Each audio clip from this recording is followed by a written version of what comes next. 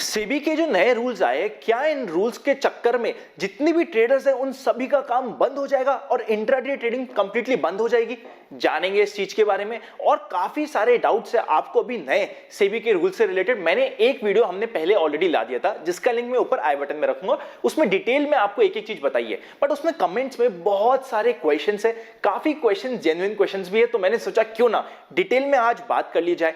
क्यों आए ये रूल, आप पे क्या इंपैक्ट होंगे, क्या इसकी वजह से आपकी ट्रेडिंग कंप्लीटली बंद हो जाएगी, दिक्कतें बढ़ जाएगी, कितने क्या वॉल्यूम्स कम हो जाएंगे, हर एक क्वेश्चन और मेरी पर्सनल ओपिनियन आपको मैं आज डिटेल में इस वीडियो में बताने वाला हूं। और आपके आई एम वेरी श्योर इस वीडियो के बाद आपके सारे डाउट्स एक एक करके क्लियर हो चुके होंगे। मेरा नाम है अनंत Ladda, CFA CA CFP LLB। अगर आपने अभी तक हमारा open for all Telegram join नहीं किया है, डिस्क्रिप्शन में लिंक है, आप जाके ज्वाइन कर सकते हैं, वरना सीधा टेलीग्राम पे जाइए, इन्वेस्ट आज फॉर कल का सर्च कीजिए, आपको ये channel open for all free Telegram channel है, जुड़ सकते हैं। काफी एडिशनल इंफॉर्मेशन और अपडेट्स मैं यहाँ पे डालता रहता हूं। चलिए शुरू करते हैं आज का बहुत ही इंपॉर्टेंट डिस्कशन।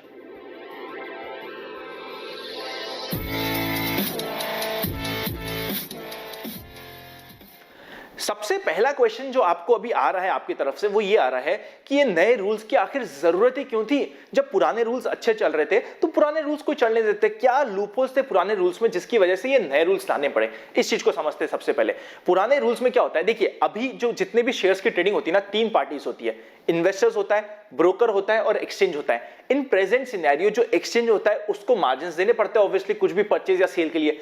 ये मार्जिन की कंप्लीट रिक्वायरमेंट ब्रोकर अपने लेवल पे देख लेता था। क्लाइंट का डायरेक्ट एक्सचेंज से कोई भी ट्रांजैक्शन नहीं होता था, कोई भी डायरेक्ट डीलिंग नहीं होती थी। ब्रोकर उनके बिहाफ में कलेक्टिव अपने सभी इन्वेस्टर्स को मिला के एक मार्जिन दिया करते था एक्सचेंज के पास।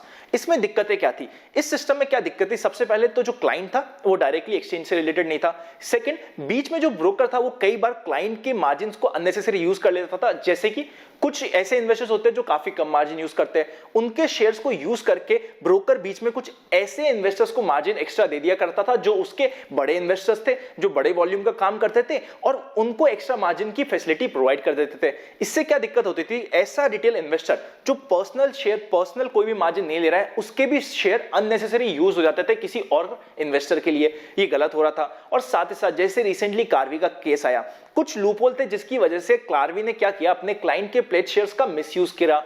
इसमें आई नो कार्वी के केस में जो शेयर्स थे उन्होंने, क्लाइंट की गलती थी कि क्लाइंट ने सारे के सारे शेयर्स कार्वी के पर्सनल अकाउंट में ट्रांसफर कर दिए। आई नो ये पूल अकाउंट में ट्रांसफर करना इन्वेस्टर की गलती थी, बट क्या इन्वेस्टर्स को एक्चुअली इतना सब पता होता है?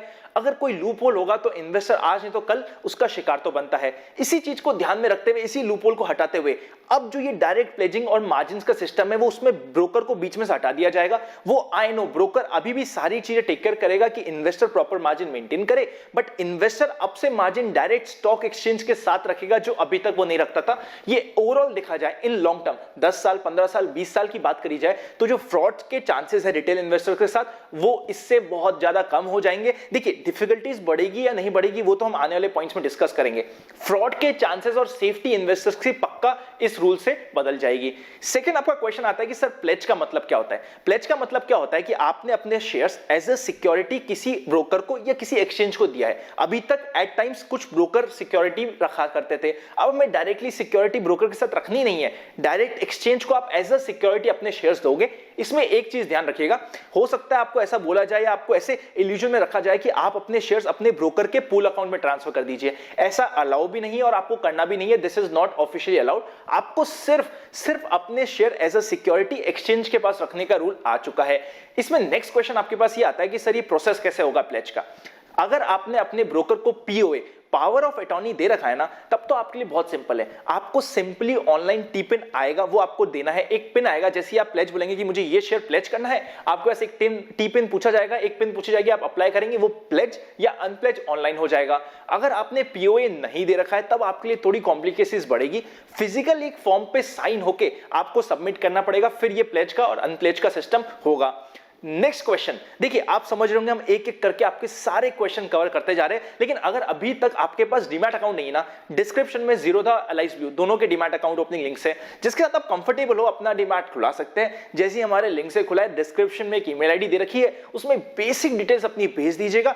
हमारी टीम विद इन 10 डेज आपको एक प्राइवेट चैनल पे जुड़ने का 10 डेज का टाइम जरूर दीजिएगा। एक ऐसे प्राइवेट चैनल पे जुड़ने का प्रोसेस ऑनलाइन मेल पे रिवर्ट कर देगी जहां पे आपको काफी एडिशनल इंफॉर्मेशन मिलेगी, आपको हेल्प आ सकती है। अब चलते हैं आपके नेक्स्ट क्वेश्चन की तरफ।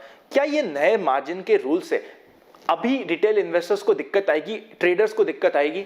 जी हाँ दोस्तों, आएगी। और इस चीज के बारे में सेबी को भी पता है। सेबी भी कोशिश कर रही है कैसे रूल्स को और इजी बनाया जाए ताकि ट्रेडर्स को दिक्कत नहीं आए। दिक्कत क्या आएगी? सबसे पहले देखिए, अब मार्जिन्स के लिए बार बार हमें प्लेज अनप्लेज करना पड़ेगा, जिसकी वजह से हमारी प्लेज रखने की दिक्कत बढ़ जाएगी। कुछ ऐसे इन्वेस्टर्स होते हैं, कुछ ऐसे रिटेल इन्वेस्टर्स होते हैं जिनके पास इतना कैपिटल नहीं होता कि वो रेगुलर बेसिस पे प्लेज रख सके शेयर को, उनके लिए दिक्कत बढ़ जाएगी। अभी एट प्रेजेंट जितना वॉल्यूम होता है एफएनओ में, उसका सिर्फ 1/10 ही होता है कैश मार्केट में, बट जो कैश मार्केट में नंबर ऑफ इन्वेस्टर्स है वो ऑलमोस्ट 20-30 टाइम्स है एज कंपेयर टू एफएनओ। मतलब जो रिटेल इन्वेस्टर्स है एक्चुअली वो सबसे ज्यादा है कैश सेगमेंट में। और ये कंप्लीट प्लेजिंग के सिस्टम से जो कैश सेगमेंट है वहां पे कॉम्प्लायंस बहुत ज्यादा बढ़ जाएंगे। कंप्लायंस बढ़ेंगे तो रिटेल इन्वेस्टर जिसको अभी भी at times normal app use करने में दिक्कत आती थी, अब उसको प्लेज का अनप्लेज का सिस्टम भी खुद करना पड़ेगा, तो थोड़ी दिक्कतें आएंगी। इसमें सेल और परचेस का क्या रूल रहेगा? अगर आपको कोई शेयर परचेस करना है, आपको उसके लिए मार्जिन रखना पड़ेगा। मार्जिन के लिए या तो आप कैश रख सकते हो, कैश नहीं है तो आपको अपने एग्जिस्टिंग शेयर प्लेज रखना पड़ेगा, फिर ही आप नए शेयर बाय कर पाओगे। सेल के समय में क्या होता है, T+2 पे पेन्स आते हैं। और अब से क्या होगा, अभी तक तो क्या होता था, हमने एक शेयर परचेस किया, दूसरा सेल किया, दोनों के ट्रांजैक्शन एक साथ हो जाते थे, क्योंकि जो हमने सेल किया उसका पैसा मान लिया जाता था कि अभी ही मेरे पास आ गया है। नए सिस्टम में क्या होगा कि आपके पास जब तक वो एक्चुअली कैश नहीं आएगा तब तक आप वो ट्रांजैक्शन नहीं अगला परचेस का कर पाओगे, या फिर अगर नया परचेस का करना है तो उसके लिए आपको नया मार्जिन देना पड़ेगा। इस चीज को मैं वापस से समझाता हूं। देखिए, परचेज और सेल का क्या होगा, अगर अभी आपके पास कोई एक शेयर पड़ा है एबीसी, उसको आप सेल करना चाहते हो और XYZ शेयर परचेस करना चाहते हो। अभी हम क्या करते हैं, पहला शेयर जिसको सेल करना है उसको इमीडिएटली सेल करते हैं, दूसरे शेयर को परचेस करते हैं। नए सिस्टम में क्या होगा, जो आपने शेयर सेल किया है उसकी लिमिट आपके पास तभी खुलेगी जब आपके पास पेन आएगा। पेन यूजुअली T+2 पे आता है, तो T+2 के बाद ही आप नया शेयर परचेस कर पाओगे। तो इससे आप समझ पा रहे होंगे, अभी जो नॉर्मल ट्रेडर दिन में 10 ट्रेड कर पाता था, अब उसको ट्रेड के लिए रुकना पड़ेगा।